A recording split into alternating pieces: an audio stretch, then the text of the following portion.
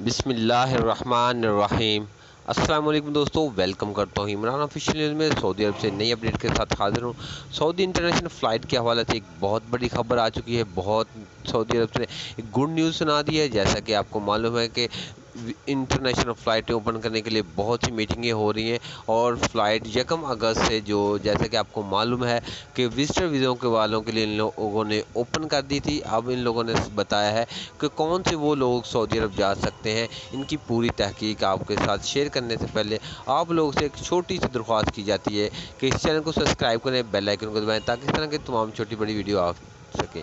तो मेरा भाई सबसे पहले बात करते हैं कि जो उम्रा ज़ाहिरीन के लिए 10 अगस्त को फ़्लाइटें ओपन करने के लिए इन लोगों ने शुरू कर दी है। बातचीत चल रही है। जैसे कि आपको मालूम है कि विजिटर वीज़े वाले तो 1 अगस्त से जाएंगे, लेकिन हकामा होल्डर या नए वीज़े वाले हैं उनके लिए अभी कन्फर्म खबर नहीं आई। जैसे ही ये आएगी आप लोगों के साथ ज़रूर शेयर करूँगा। एक खुशखबरी ये है कि जो विजिटर वीज़े वाले हैं वो उधर 90 दिन स्टे करके उम्रा भी कर सकते हैं। सऊदी हुकूमत ने उनको इजाज़त दे दी है कि विजिटर वीज़े वाले उम्रा भी कर सकते हैं।